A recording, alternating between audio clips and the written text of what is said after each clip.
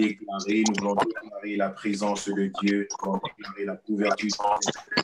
Nous voulons déclarer que le Seigneur prend soin de ce lieu, qu'il établit son règne dans nos cœurs et dans nos pensées. Prions ensemble au nom de Jésus. Seigneur, merci de régner. Merci de manifester ta gloire. Merci de manifester ta présence. Merci de régner. Seigneur Jésus. Merci éternel Dieu tout-puissant, parce que tout genou fléchit et toutes les langues confessent là où ton nom est élevé, là où ton nom est glorifié. Au nom de Jésus de Nazareth, nous proclamons que tu es Dieu. Nous proclamons que tu es Seigneur. Vaut mieux que mille ailleurs. Nous venons, Seigneur, dans le nom de Jésus de Nazareth. Tu règnes, Seigneur, dans les maisons où nous sommes rassemblés. Tu règnes dans ces maisons où ton nom est élevé. Tu règnes dans ces maisons où l'écho de ma voix, Seigneur, se fait entendre en ce moment. Tes anges sont présents et tu veux accomplir ton œuvre ce soir. D'enseignement, d'écoute de ta parole. Seigneur, nos cœurs et nos pensées. Bienvenue, Saint-Esprit. Bienvenue en ce 11e jour de ce programme de jeûne. Merci. La gloire te revient. Seigneur, nous te remercions. On est présent. Merci parce que ta présence est grandiose. Béni soit ton nom, Seigneur. Alléluia. Alléluia.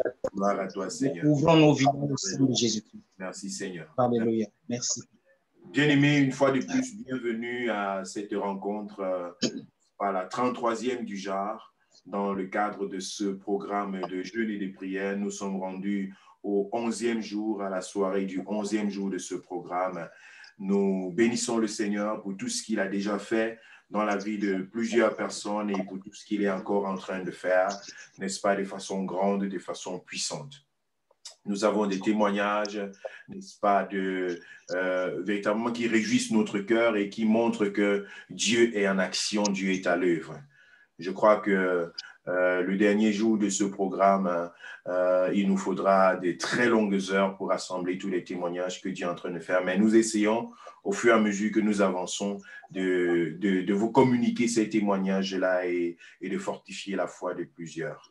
Que le Seigneur vous bénisse. Notre sœur, je vais partager également ce témoignage, deux témoignages que j'ai reçus parmi ceux que j'ai reçus aujourd'hui. Une sœur qui est vraiment très, très engagée dans sa foi et dans l'attachement au Seigneur. Elle me dit, pasteur, je suis content pour les enseignements que nous recevons. Ça nous donne la liberté, ça nous donne la transformation. Mes yeux sont ouverts, je découvre vraiment des choses que je ne comprenais pas avant et maintenant je suis beaucoup plus, n'est-ce pas, aiguisé dans la parole de Dieu. Et elle disait que un jour elle a reçu une prière de délivrance et dans cette prière-là on lui a révélé que c'est sa tante qui était le problème dans sa vie. Et depuis ce jour-là elle a commencé à détester sa tante, en fait à avoir une pensée pas propre contre sa tante et vraiment pas propre. Mais le jour où j'ai enseigné et que j'ai dit nous n'avons pas à lutter contre la chair et le sang et que il est hors de question de commencer à mal regarder, à mal se comporter face aux membres de nos familles parce qu'un esprit humain se serait révélé. Ça a été pour elle une délivrance, une transformation. Et nous avons prié ensemble, elle a été de nouveau remplie de l'amour de Dieu. Et vraiment, j'ai ressenti que Dieu venait de faire quelque chose d'extraordinaire sur le chemin de la délivrance de cette sœur et j'ai rendu gloire au Seigneur. Alléluia. Nous bénissons également le Seigneur. Il y a un collègue pasteur qui est du côté du Gabon, qui nous suit, qui reçoit, n'est-ce pas, les enseignements enregistrés que nous donnons. Il m'a également contacté aujourd'hui et il m'a dit, pasteur, j'ai ma famille du côté de Douala et ils ont des problèmes, ils ont besoin de délivrance. Ils sont partis rencontrer un homme, je n'ose pas l'appeler pasteur, mais ils sont allés rencontrer un homme pour lui demander de venir prier chez eux dans leur maison pour pouvoir libérer leur maison, libérer leur terrain des puissances occultes qui sont apparemment dans ce lieu-là. Voilà, ce pasteur-là leur a dit que je vienne, vous devez réserver une enveloppe de 700 000 francs. Alors, il m'appelait pour dire, mais pasteur, est-ce que c'est normal? Qu'est-ce que tu peux faire? Est-ce que tu peux nous aider et tout? Je lui ai dit, homme de Dieu, je te dis que ça, c'est pas normal. On ne sont pas des marabouts. On ne marchande pas la puissance de Dieu. Et Et ce n'est pas en fonction de cela que le Seigneur se glorifie, en fonction de l'argent que nous donnons ou que nous ne donnons pas. Donc, c'est vraiment une destruction qui se manifeste dans l'Église du Seigneur. Et il faut que cette chose change. La délivrance, c'est quelque chose dont nous avons fortement besoin dans la maison de Dieu, même déjà au niveau des mentalités, des conceptions. Et vraiment, il y a des choses extraordinaires que Dieu est en train de faire à travers ces instants que nous passons et nous bénissons le Seigneur pour ça. Amen. Je ne vais plus prendre beaucoup de temps. Je introduis un homme que vous connaissez déjà suffisamment et qui va encore nous bénir ce soir par la parole, par l'enseignement. Il reviendra encore demain matin à 5 heures pour passer des moments de dévotion matinale avec nous. Nous recevons donc le pasteur Léopold Kengo. Que le Seigneur bénisse chacun pendant que nous écoutons la parole. Amen. Alléluia. Gloire à Jésus. Que le Seigneur te bénisse, mon bien-aimé, que le Seigneur te soutienne, que le Seigneur te fortifie et qu'il t'accorde d'aller jusqu'au bout de ce programme au nom tout-puissant du Seigneur Jésus. C'est un privilège que Dieu nous a accordé de le connaître et d'être à ses pieds chaque jour pour implorer sa grâce et sa dans nos vies. Ce soir, dans le cadre de ce programme de retraite qui a pour thème au pied du Seigneur, nous allons encore écouter la parole de Dieu.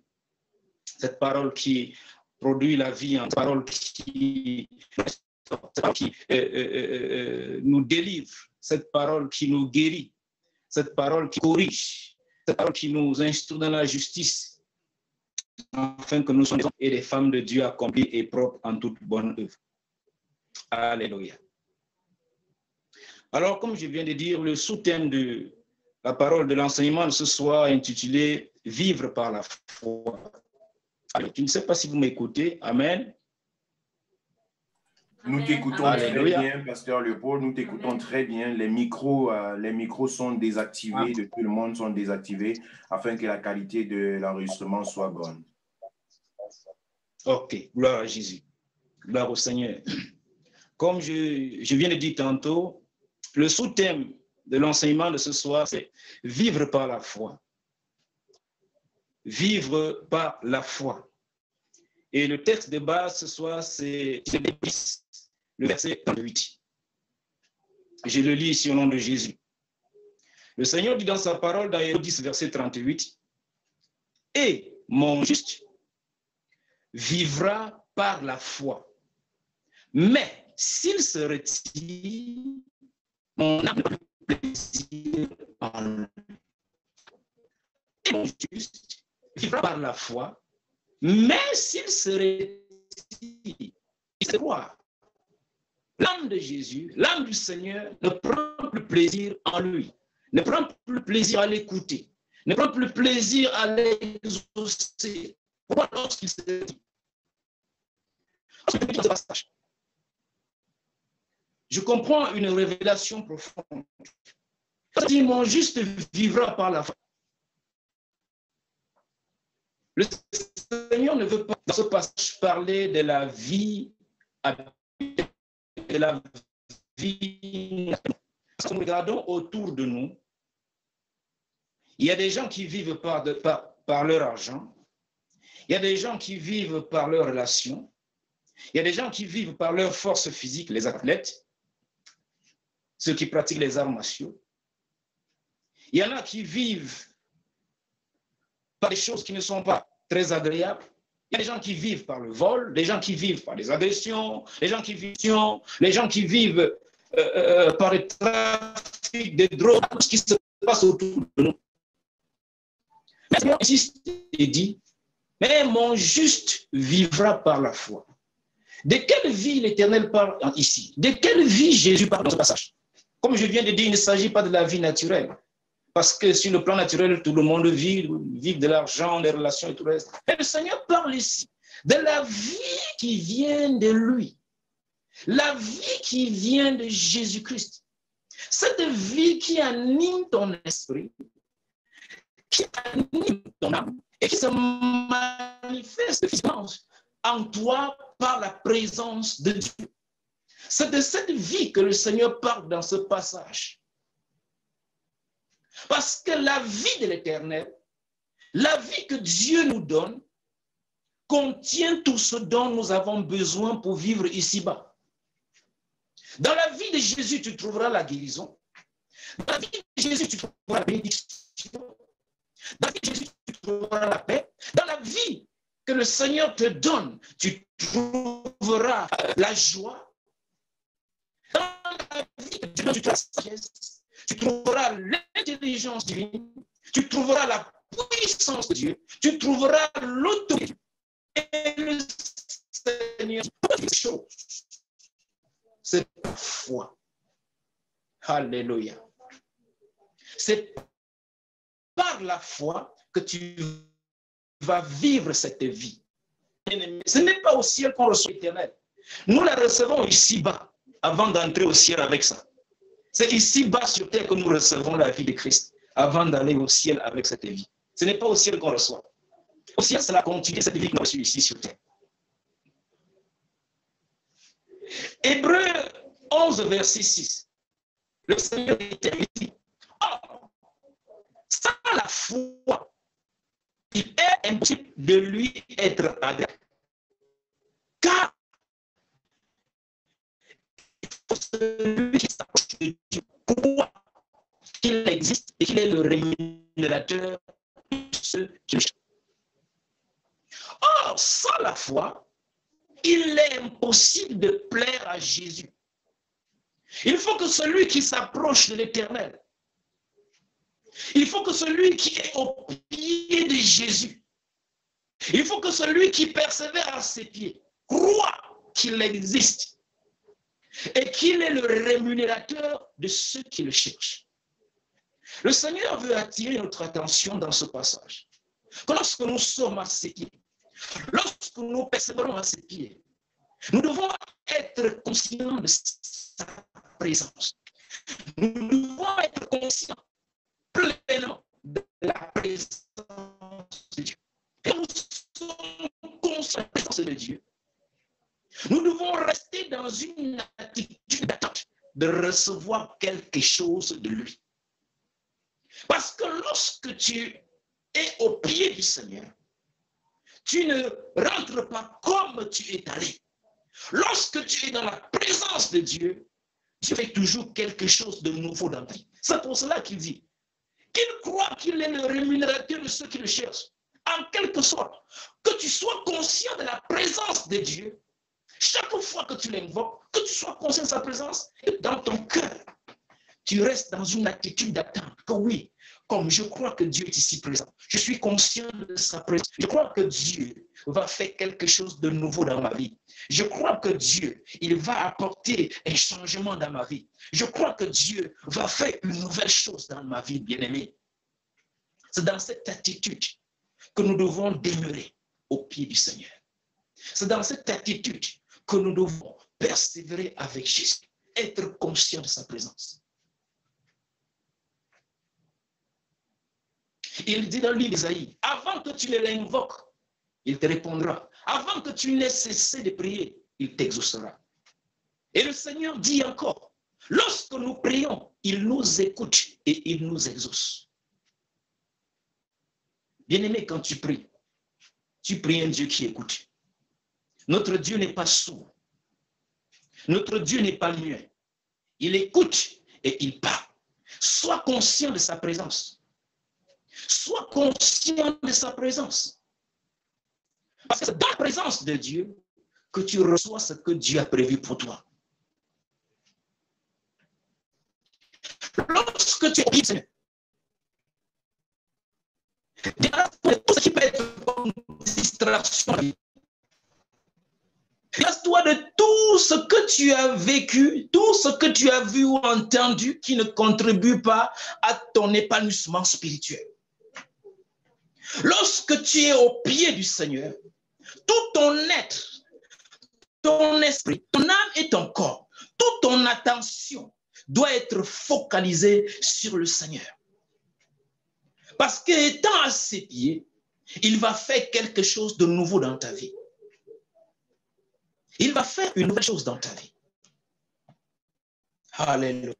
Oui, bien-aimé, tu dois être conscient. Tu es conscient de la présence de Dieu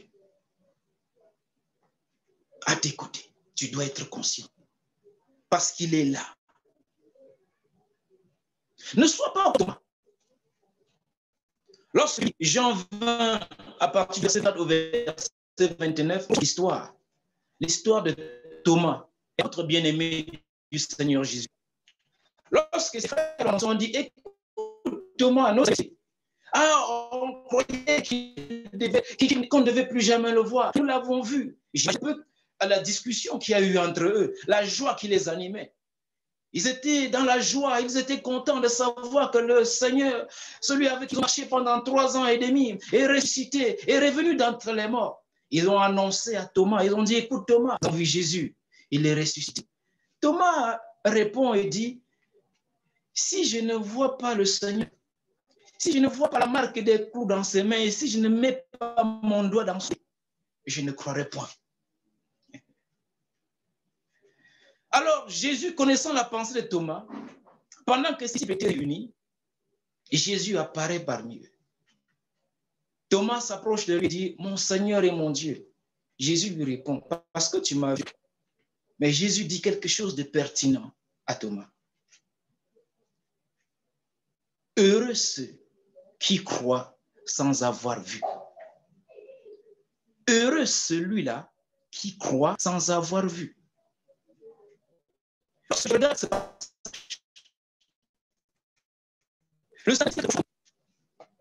quand le Seigneur dit, heureux celui qui croit sans avoir vu, mais ce pour te faire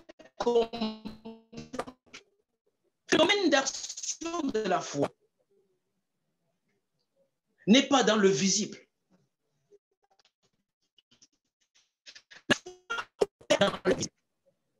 C'est le champ d'action de la foi, c'est l'invisible. Ce n'est pas sur le plan physique. Je vais te dire, n'attends pas de voir la délivrance avant de croire en Jésus. N'attends pas de voir la manifestation de sa puissance avant de croire en lui. Il faut d'abord croire que Dieu t'a exaucé et tu verras l'exaucement s'accomplir sur le plan physique. Éloigne de toi le comportement de moi. De dire non, je vais voir avec mes yeux avant de croire que Dieu est ici. Sentir la présence de Dieu. Si je ne sens pas la chaleur, je veux sentir la présence de Dieu. Non, bien-aimé. Il faut croire que Dieu est avant de voir sa manifestation. C'est quand Dieu voit que tu crois qu'il est présent, bien-aimé, qu'il se manifeste et qu'il te permet de ressentir sa présence. C'est quand Dieu voit dans ton cœur, il voit que tu es pleinement conscient de sa présence. Il voit ton attitude de cœur, que tu attends pleinement quelque chose de lui. C'est alors que Dieu se manifeste et tu ressens sa présence. Alléluia. Alléluia. Garde la foi au pied du Seigneur, bien-aimé. Garde la foi au pied du roi des rois. Parce que je vais te dire une chose. Pour qu'un miracle se produise dans ta vie, il passe d'abord par ta foi. C'est au travers de ta foi. La foi est la plateforme spirituelle sur laquelle tu reçois l'exaucement. C'est pour cela que Jésus dit dans le livre de Matthieu 24, quand le Fils de l'homme viendra, trouvera-t-il la foi sur la terre? Quand il va venir, est-ce qu'il va trouver la foi? Lorsque tu lis Isaïe 55, verset 11, je le lis ici. Le Seigneur dit, « Ainsi en est-il de ma parole, qui sort de ma bouche, elle ne retourne point à moi sans effet, sans avoir exécuté ma volonté et accompli mes desseins. » C'est le Tout-Puissant qui parle. Le Seigneur dit, lorsque sa parole sort, elle ne rentre pas à lui sans avoir accompli la mission pour laquelle elle est sortie. Quand la parole de Dieu sort, cette parole sort pour exécuter les desseins de l'Éternel, pour accomplir sa volonté. Mais il y a quelque chose, mon attention, il y a quelque chose d'étonnant dans le livre d'Hébreux 4, verset 2. Écoute attentivement. Car cette bonne nouvelle a été annoncée aussi bien qu'à eux. Mais la parole qui leur fut annoncée ne leur servit de rien, parce qu'elle ne trouva pas la foi chez ceux qui l'entendirent. Wow.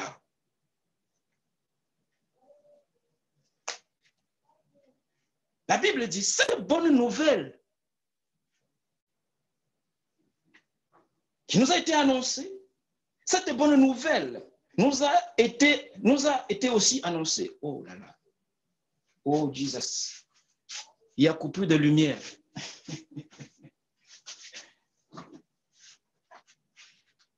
Mais par la grâce de Dieu, nous allons poursuivre, nous allons continuer. Amen. Alléluia.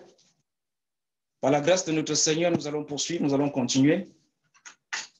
La sonnette vient de couper l'électricité, mais par la grâce du Seigneur, j'ai entre mes mains une torche et je crois que ça va aller au nom de Jésus. Alléluia.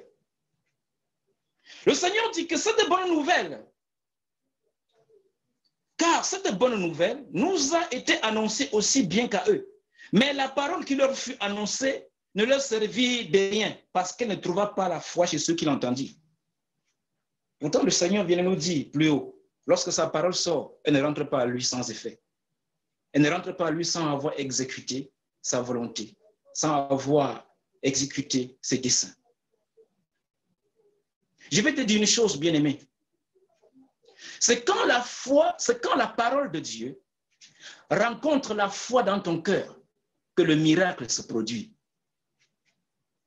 Si étant au pied du Seigneur, tu entends la voix de Jésus, tu entends sa parole. Si cette parole, bien qu'elle soit puissante, bien qu'elle soit la volonté parfaite de Dieu pour toi, bien qu'elle est venue pour exécuter les desseins de Dieu, bien qu'elle est venue pour transformer ta vie, pour te faire sortir d'une situation, si cette parole ne rencontre pas la foi, elle sera sans effet. Parce que la parole de Dieu n'est pas puissante. Pas parce que la parole de Dieu n'est pas efficace. Non, la parole de Dieu est vivante. C'est la parole de notre Dieu, le Tout-Puissant. Mais lorsqu'elle arrive, cette parole a besoin de ta foi pour établir le miracle, pour exécuter les desseins de l'Éternel, pour accomplir sa volonté dans ta vie. C'est pour cela que je veux t'exhorter ce soir, pendant ce programme et même après ce programme. Bien-aimé, garde la foi ferme. Continue de croire que Jésus peut faire dans ta vie. Et lorsqu'il va envoyer sa parole va exécuter sa volonté dans ta vie au nom de Jésus. Alléluia. Gloire à Jésus. Alléluia. Comme je viens de dire, bien-aimé, toute bénédiction qui vient de l'Éternel, pour qu'elle se manifeste efficacement dans ta vie, ça passe par ta foi. Ça passe par ta foi. Jésus a bien dit, sans la foi, c'est impossible de lui plaire. Sans la foi. Nous avons remarqué une chose. Lorsque notre maître vivait encore physiquement sur terre et qu'il allait de lieu en lieu pour opérer des miracles, des prodiges, lorsqu'il guérissait quelqu'un, il disait que la personne, ta foi t'a sauvé. Ta foi t'a guéri. En quelque sorte, ma parole a trouvé, c'est pour cela que le miracle a été établi dans ta vie. Alléluia. Alléluia. Même lorsque Dieu relâche sa puissance dans ta vie, bien-aimée, c'est quand cette puissance rencontre la foi ferme, que cette puissance se manifeste avec force dans ta vie. Oui, garde la foi au pied du Maître. Garde la foi au pied du Seigneur. Alléluia. Lorsque j'ai médité par rapport à la foi, bien-aimé, j'ai regardé un peu la configuration. Comment est-ce que Dieu a créé l'homme? Parce que l'homme est doté d'un esprit, d'une âme et d'un corps. Et dans le corps de l'homme, il y a un cœur qui bat et que nous appelons généralement le moteur de la vie. Le moteur de la vie physique d'un homme, c'est son cœur. Quand le cœur cesse de battre, la vie cesse de fonctionner. Alors, dans le livre de Lévitique 17, verset 11, le Seigneur dit, la vie d'un homme est dans son sang. Et si la vie d'un homme est dans son sang, et qu'est-ce qui fait donc circuler cette vie dans l'être entier de l'homme, c'est-à-dire de la tête jusqu'à la plante des pieds? Bien aimé, parce que lorsque le cœur bat, elle transporte le sang pour alimenter tout ton corps. Ça veut dire que partout où le sang circule en toi, il y a la vie. C'est ça le cœur de l'homme. Et j'ai regardé un peu au niveau de la foi, lorsque le Seigneur nous dit, mon juste vivra par la foi. Il dit dans le livre de Hébreux 4, verset 12, la parole de Dieu est vivante. Ça veut dire que cette parole contient la vie. Alléluia. La parole de Dieu contient la vie. Lorsque cette parole est annoncée, lorsque cette parole sort de la bouche de Dieu, comment est-ce que ça se passe? Quand tu entends cette parole, la foi dans ton cœur, ta propre foi, reçoit cette parole en toi. Et c'est ta foi qui joue le rôle de cœur spirituel. Ça veut dire qu'elle reçoit la parole de l'Éternel qui est vivante et qui est puissante. Et c'est par l'action de croire que ta foi propulse cette parole dans le domaine de ta vie dont tu as besoin du miracle. Alléluia. En quelque sorte, bien-aimé, le cœur spirituel, notre cœur spirituel, c'est la foi. C'est quand elle fonctionne qu'elle alimente notre être de la vie de Dieu. Oui, c'est quand elle fonctionne qu'elle alimente notre être de la vie de Dieu. Je prends encore un exemple. Lorsque quelqu'un sent mal aux pieds, peut-être qu'il y a une douleur dans l'orteil, soit au genou, soit à la cheville, et que lorsqu'une personne se rend à l'hôpital, on lui prescrit un médicament.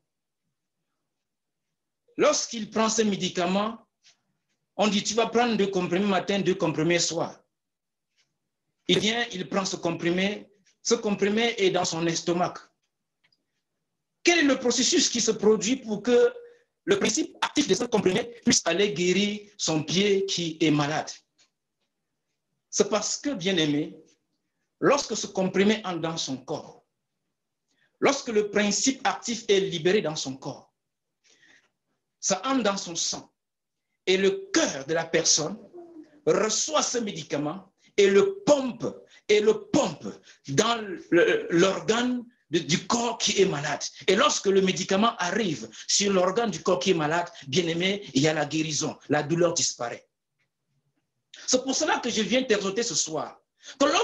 Quand tu es au pied du Seigneur, étant au pied du Seigneur, bien-aimé, il faut garder la foi. Il faut que ta foi fonctionne. Parce que lorsque Dieu libère la parole de guérison dans ta vie, il faut que ta foi reçoive cette parole et propulse cette parole, Seigneur, et propulse cette parole dans le domaine de ta vie qui a besoin de délivrance, qui a besoin de miracle. C'est pour cela que j'ai dit tantôt, pour qu'un miracle se produise dans ta vie, ça passe d'abord par ta propre foi.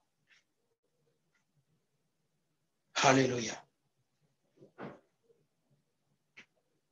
Alléluia. Que le Seigneur te bénisse. Je veux t'encourager, bien-aimé. Je veux t'encourager ce soir à garder une foi ferme. Toi qui es au pied du Seigneur, garde la foi ferme. Et comme je l'ai dit tantôt, étant au pied du Seigneur, débarrasse-toi de tout ce qui peut apporter la distraction dans ta vie. Débarrasse-toi de toutes les mauvaises pensées. Débarrasse-toi de tout ce que tu as entendu et qui ne t'a pas plu. Débarrasse-toi de tous les mauvais souvenirs qui peuvent t'empêcher de recevoir ton miracle, de recevoir ta visitation. Parce que le Seigneur a besoin de ton attention. Il a besoin que tu sois attentif quand tu es à ses pieds. Il a besoin que tu sois concentré sur lui. Il a besoin que tu sois conscient de sa présence dans ton cœur. tu manifestes une attitude d'attente parce que Dieu veut faire des grandes choses dans ta vie pendant ce programme. Dieu veut agir dans ta vie pendant ce programme. Dieu veut se manifester dans ta vie pendant ce programme. Garde la foi. Ne doute pas. N'hésite pas. Garde la foi. Au nom de Jésus-Christ. Dieu te parle toujours pour te sortir d'une situation désagréable, une situation difficile. Dieu te parle toujours, oui, pour te faire sortir de quelque chose qui t'empêche d'avancer. Dieu te parle toujours pour apporter la lumière dans ta vie, pour te conseiller et te montrer la voie que tu dois suivre. Mais nous allons voir ici quelqu'un qui a entendu la parole de Dieu, étant dans une situation difficile. Il a entendu la parole de Dieu, mais il n'a pas joui de l'exaucement. Jésus l'avait exaucé, mais pendant qu'il sortait de cette difficulté, en chemin, il a fait naufrage. Il s'agit là bel et bien de l'apôtre Pierre. Lorsque nous lisons l'histoire dans le livre de Matthieu 14, le verset 27 au verset 31. C'est l'histoire de Pierre qui a marché sur les eaux. Tu peux lire ça après, bien-aimé. Tu peux prendre la référence, Matthieu 14, du verset 27 au verset 31. Tu peux prendre la référence et puis tu vas lire après et Dieu va continuer à t'instruire au travers de ce passage. C'est l'histoire de Pierre. Alors, les disciples étaient avec Jésus toute la journée. Et Jésus a prêché pendant toute la journée. Lorsque le soir est arrivé, Jésus a dit à ses disciples, avancez-vous, j'arrive. Il a renvoyé la foule qui l'écoutait et il est monté à la montagne pour prier. Quand il a fini de prier, la Bible dit qu'il se faisait tard, c'était déjà la nuit. La nuit était avancée et les disciples étaient déjà au milieu de la mer. Et la mer était agitée. Leur barque était battue par des flots et les vents contraires. Alors Jésus, lorsqu'il a fini de prier, il a commencé à venir en direction des disciples. Il marchait sur les eaux. La Bible dit que les disciples l'ont vu venir et étaient en panique. Ils ont eu peur. Mais Jésus leur a rassuré en disant, non, n'ayez pas peur. C'est moi, Jésus, c'est moi. Alors Pierre, étant dans ce tourbillon de vent, dans ces vagues, dans ce vent fort qui menaçait à faire chavirer le barque, a dit, Seigneur, si c'est toi, ordonne que j'aille vers toi. En quelque sorte, il disait, Seigneur, si c'est toi qui viens vers moi, fais-moi sortir de cette difficulté, parce que la mer s'est déchaînée contre moi. Jésus a exaucé Pierre, parce que Jésus voyait la situation. Jésus a dit, Pierre, viens, viens. Et Pierre, étant content, est sorti de la barque. Quand il est sorti de la barque, bien-aimé, il a commencé, autant pour moi, à marcher sur les eaux. Mais quelque chose s'est produit. Pendant que Pierre sortait de la barque, la mer n'était pas calme. Le vent n'avait pas cessé de souffler. Les vagues n'avaient pas cessé de balloter le bateau, de menacer à faire chavirer leur barque. Le vent était en train de souffler, avait une force, avait une intensité. Et c'est dans cette atmosphère que Pierre est sorti de la barque pour aller vers Jésus, parce qu'il voulait échapper à cette situation. Mais en cours de route, qu'est-ce qui s'est passé? Pierre a détourné son regard de Jésus et il a commencé à considérer tout ce qui se passait autour de lui. Il a commencé à regarder. La Bible dit, pendant qu'il avançait, le vent était de plus en plus fort. La mer était de plus en plus agitée. Et Pierre a enlevé son regard sur Jésus. Il a commencé à contempler, il a commencé à tourner sa pensée vers la circonstance qui était autour de lui. La Bible dit au même instant, Pierre a commencé à s'enfoncer. Et lorsque Jésus est venu à son secours, il a dit, Pierre, pourquoi as-tu douté? Pourquoi as-tu douté? Quand Dieu envoie sa parole, bien-aimée, c'est pour te faire sortir d'une situation. Quand Dieu envoie sa parole, c'est pour te délivrer. Mais pendant que tu marches vers l'accomplissement de la parole de Dieu dans ta vie, Détourne ton regard des circonstances qui sont autour de toi. Détourne ton regard autour des circonstances. Je vais te dire une chose, bien-aimé. Quand Dieu parle, le diable s'agite toujours. Quand Dieu parle, le diable s'agite toujours. Et je vais te dire pourquoi Satan s'agite. Je vais te dire pourquoi il s'agite. C'est parce qu'il a perdu son autorité sur ta vie. Dans le livre de Colossiens 2, verset 15, le Seigneur dit, il a dépouillé les dominations, il a dépouillé les principautés et les a livrés en spectacle en triomphant par la croix. C'est pour cela que je te dis, bien-aimé, même lorsque tu es dans une situation difficile et qu'ayant entendu la promesse, la parole de Dieu pour ta délivrance, ayant entendu la parole de Dieu, détourne ton regard des circonstances qui t'entourent. Détourne ton regard de l'agitation de Satan. Parce que le but de Satan, c'est de détourner ton attention de la parole de Dieu.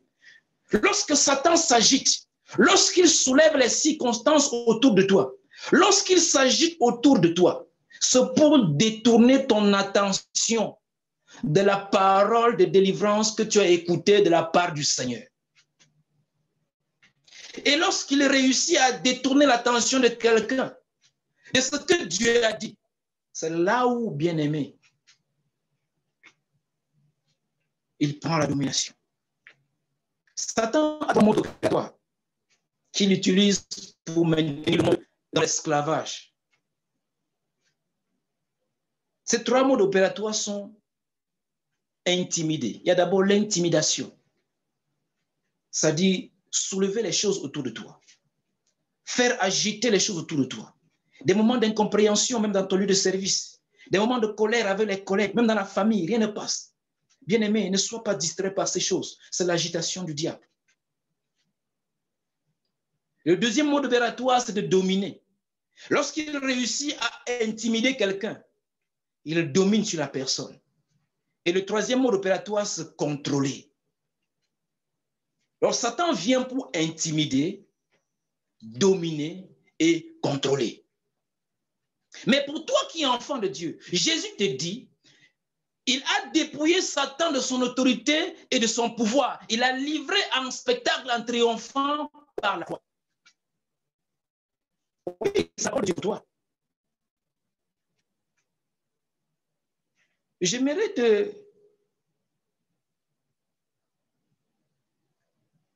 prendre un exemple pour que tu puisses comprendre profondément de quoi il s'agit dans ce passage. Mais tout d'abord, bien-aimé, je vais te faire comprendre une chose. Lorsque Dieu te parle, sa parole fait office d'autorité et de pouvoir dans ta vie. Et comme j'ai dit tantôt, quand elle rencontre la foi, le miracle se produit. Quand tu es face à une situation et qu'il a entendu la parole de Dieu, tu doutes, d'une façon inconsciente, tu ne le sais pas. C'est un transfert d'autorité et de pouvoir à la circonstance. Je prends un exemple.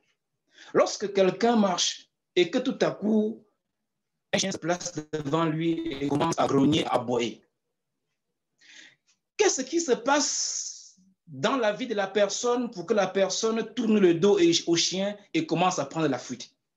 Il y a quelque chose qui s'est produit dans son être.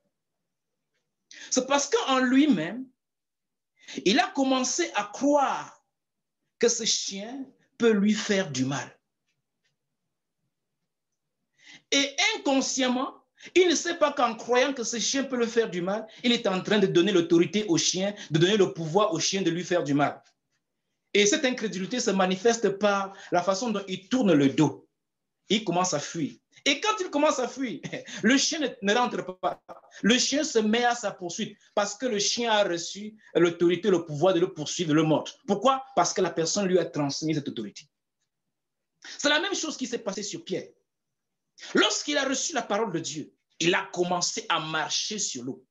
Mais au moment où il a commencé à penser que l'eau devait le noyer, il a donné l'autorité et le pouvoir à l'eau de le noyer. Et c'est alors qu'il s'est enfoncé.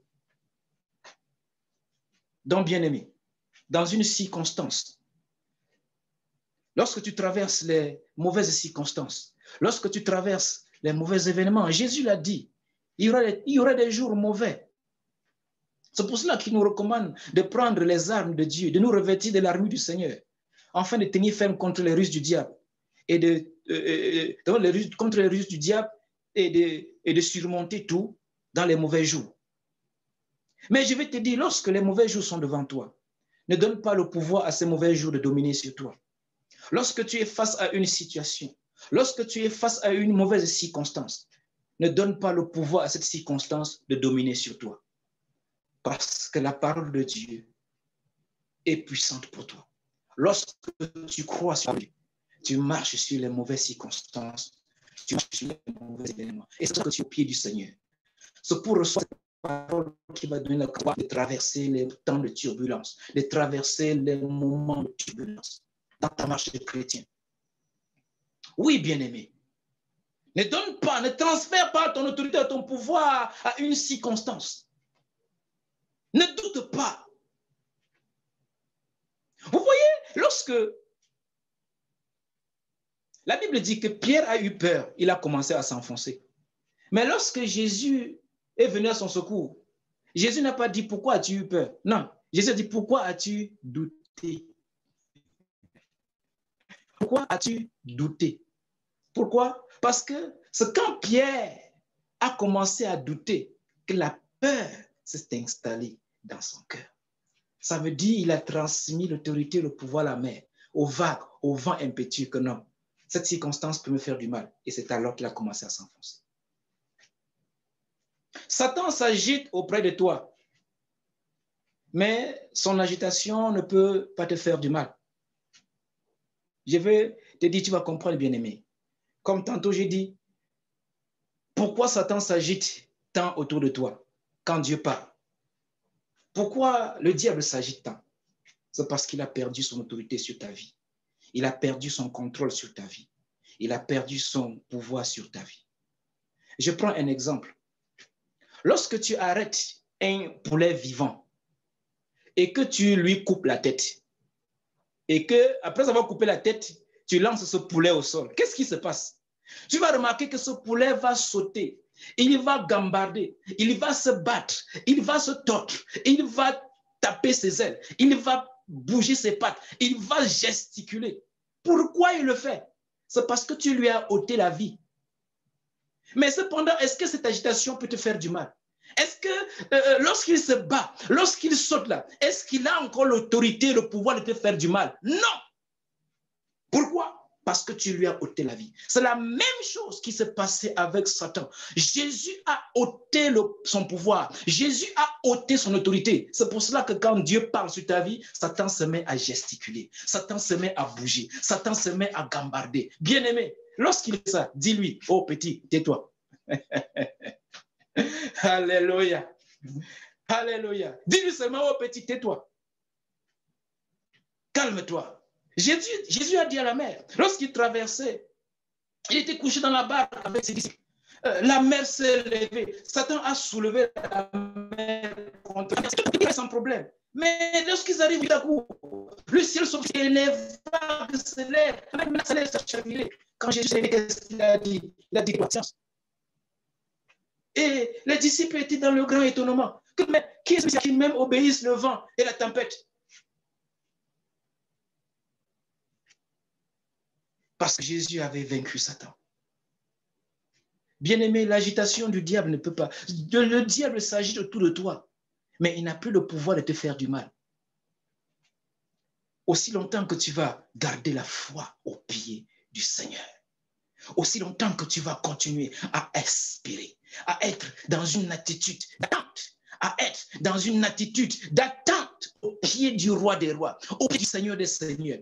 Quelle soit l'agitation de Satan, il va s'agiter, mais il n'aura plus de mal. Oh, Allah. Il n'aura plus le pouvoir de te faire du mal, bien-aimé. Ce pouvoir.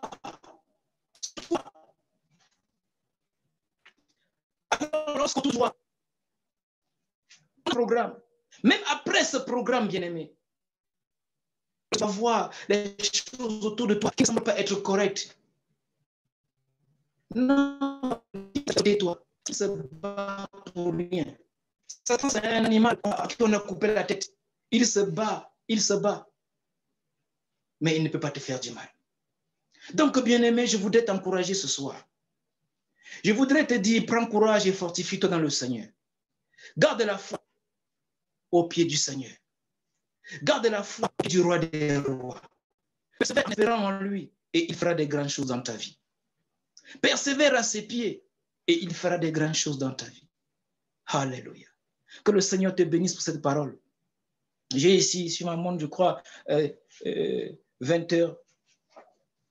Il est quelle heure ici? Il est 20h50. Ici, c'est la même heure. De votre côté, il est 20h50. Donc, c'est la parole que Dieu a mis dans mon cœur ce soir pour que nous puissions la partager.